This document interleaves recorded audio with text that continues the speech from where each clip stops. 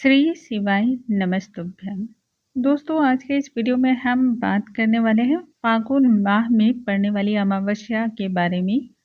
वैसे तो हर माह में अमावस्या होती है और इस तरह से यदि हम देखते हैं तो साल में 12 अमावस्याएं होती हैं। हर अमावस्या का महत्व अत्यधिक होता है। अमावस्या के दिन विशेष तौर पर चंद्रमा की पूजा की जाती है।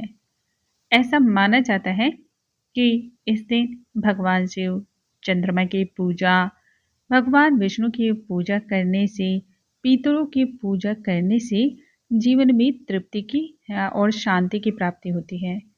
यदि आपकी कुंडली में पितृ दोष हैं, तब ऐसे में अमावस्या के दिन कुछ विशेष कार्यों को करना चाहिए। वैसे तो अमावस्या के दिन किसी भी प्रकार की समस्या से यदि आप जूझ रहे हो तो उस दिन कुछ विशेष उपाय करने से वह सभी समस्याएं धीरे धीरे दूर हो जाती हैं। आज के इस वीडियो में हम जानेंगे कि अमावस्या के दिन हमें कौन कौन से कार्य विशेष तौर पे नहीं करने चाहिए। इस दिन घर में आपको भूल से भी कौन सी वस्तु नहीं लानी चाहिए। यदि आप ऐसा करते हैं तो धन का इस दिन नुकसान होता है, माँ लक्ष्मी नाराज होती है और उसका प्रकोप भी आपको झेलना पड़ता है। दोस्तों, इसके अलावा हम और भी बहुत सारी चीज़ें जानेंगे जो कि अमावस्या पे हम सभी को शुभ फल की प्राप्ति हेतु जरूर करनी चाहिए। और जिस घर में ये कार्य किए जाते हैं उसमें व्यक्ति को कभी भी कुंडली में जो भी अन्य दोष की पीड़ा से आप जूझ रहे हो उन सभी से आपको मुक्ति प्राप्त होती है। शास्त्रों के अनुसार ये सभी कार्य जो है व्यक्ति के भाग्योदय का कारण बनते हैं और इससे पितर भी प्रसन्न होते हैं।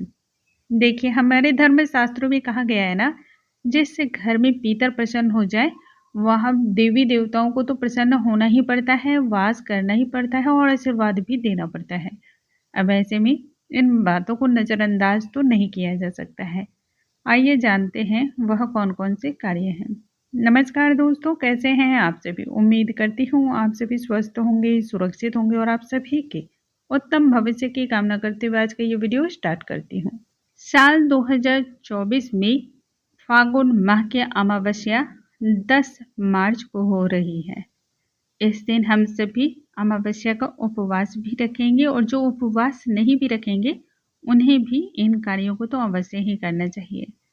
देखिए, अमावस्या के दिन पितरों को जो व्यक्ति तर्पण करते हैं ना, इससे पितरों की आत्मा को तृप्ति मिलती है, शांति महसूस होती है और पितर बहुत अधिक प्रसन्न होते हैं। वैसे तो हम अपनी जीविका को सही और सुचारू रूप से चलाने के लिए सुबह से लेकर रात्रि सोने तक प्रतिदिन प्रयत्न करते हैं, तब जाकर के 2 वक्त हम सभी सुकून की सांसें ले पाते हैं। लेकिन कई बार ऐसा होता है कि आप इतना करने के बावजूद भी शांति महसूस नहीं कर पाते हैं। मन में यदि कोई इच्छा है तो पूर्ण नहीं हो पाती है, विवाह में बाधा आती है, संतान प्राप्ति में आपको अनेक प्रकार के कष्टों का सामना करना पड़ता है। यदि आप मेहनत करते हैं उसके बावजूद भी आपको उचित फल नहीं प्राप्त होता है, तो ये सभी अमावस्या के दिन यदि इन बातों का ध्यान रखते हैं ना तो दूर हो जाती है। अमावस्या की तिथि हम सभी जानते हैं कि जितने भी हमारे पितर हैं उन्हें समर्पित है। पितृदेव की यह तिथि मानी जाती है, इसलिए इस दिन पितरों के निमित्त पूजा अर्चना, दान पुण्य अवश्य ही करना चाहिए। इससे मनोवांछित फल की प्राप्ति होती है। संध्या कालीन को इस दिन यानी कि अमावस्या के दिन एक दीप दान अवश्य ही करना चाहिए, खुले आकाश के नीचे, जिनका मुख दक्षिण दिशा की ओर हो। ऐसा करने से भी पितर अत्यधिक प्रसन्न होते हैं और कार्य जो इस प्रकार के जो भी भक्त कर रहे होते हैं उनको इसका फल भी बहुत जल्द प्राप्त होता है, इसमें देरी भी नहीं होती है। विष्णु पुराण में इस बात की वर्णना मिलती है कि जो व्यक्ति पूर्ण श्रद्धा भक्ति भाव के अनुसार अमावस्या का व्रत करते हैं उनसे कभी भी उनके पितर अतृप्त नहीं होते हैं, नाराज नहीं होते हैं। इसके साथ ही देवी देवता भी ऐसे जो भक्तगण होते हैं उनसे प्रसन्न होते हैं। तो यह बहुत ही आसान चीज होती है। इस दिन दान पुण्य करने से शरीर पाप से मुक्त हो जाता है और जितने भी कष्ट होते हैं उनसे भी मुक्ति प्राप्त होती है। अमावस्या के दिन पीपल के पेड़ में जल जरूर अर्पण करना चाहिए, खासकर मीठा जल बहुत ही शुभ होता है और इसका प्रभाव बहुत जल्द देखने को भी मिलता है।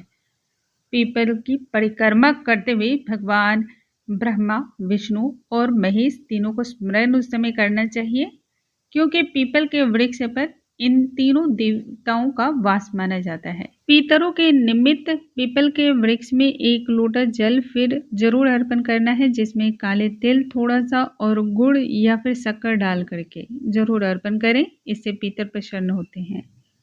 इस दिन पीपल के नीचे दीप दान करना भी बहुत शुभ होता है। ब्राह्मणों को इस दिन दान दक्षिणा भी देना चाहिए, इससे ब्राह्मणों का भी आशीर्वाद प्राप्त होता है।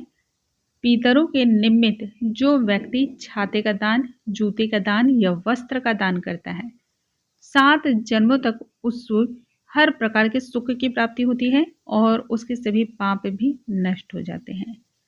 अमावस्या के दिन गलती से भी आपको तामसिक भोजन नहीं ग्रहण करना चाहिए। इस दिन गाय, कौवा, चींटी, कुत्ते इत्यादि को आपको भोजन कुछ न कुछ जरूर खिलाना चाहिए। इससे भी पितर की आत्मा को शांति मिलती है। पितरों की आत्मा की शांति के लिए इस दिन आपको एक कार्य और भी करना है। जो मछलियां होती हैं उन्हें भी भोजन के रूप में आटे की छोटी छोटी गोलियां बना के देनी चाहिए। इस दिन आपको विशेषकर ब्रह्मचर्य के नियम का पालन करना चाहिए। घर में गलती से भी, भूल से भी या जाने अनजाने में भी नई झाड़ू नहीं लेकर आनी चाहिए। बहुत ही अशुभ होता है और धन से जुड़ी हुई जितनी भी दिक्कतें होती है ना, वह शुरू हो जाती है यदि आप अमावस्या के दिन नई झाड़ू या फिर आप जो नए झाड़ू होते हैं उनसे यदि आप अपने घर में झाड़ू लगाना शुरू करते हैं, यदि ऐसा करते हैं तो आपके धन से संबंधित जो समस्याएं होती हैं वो आपको बहुत ज़्यादा फेस करनी पड़ती हैं। इस दिन आपको छौड़ क्रिया जो होती है वो भी नहीं करवानी चाहिए। सर के बाल, दाढ़ी, मूंछ, नाखून वगैरह भी नहीं कटवाने चाहिए। अमावस्या के दिन गलती से भी आप याद रखेंगे कि आटा, गेहूं या अनाज वगैरह टाइप की जो भी चीज़ें होती हैं ना, उसे भी आप खरीद करके घर ना लाएं। ये भी अच्छी नहीं मानी जाती है, अशुभ प्रभाव को देती है। दोस्तों, यदि आप इन बातों का ध्यान रखते हैं, इन नियमों का अनुसरण करते हैं, तो निश्चय ही आप पर प्रभु की कृपा बरसती है, पितरों का आशीर्वाद प्राप्त होता है। उम्मीद करती हूँ आज का ये वीडियो आप सभी को पसंद आया होगा। वीडियो पसंद आया हो तो इसे लाइक करना बिल्कुल ना भूलें। फैमिली और फ्रेंड्स में ज़रूर शेयर करें, ना जाने किसी इसकी ज़रूरत पड़ जाए। ज्ञान बांटने से बढ़ता है। अगले वीडियो में नई जानकारी के साथ हम फिर से मिलेंगे। तब तक के लिए नमस्कार दोस्तों।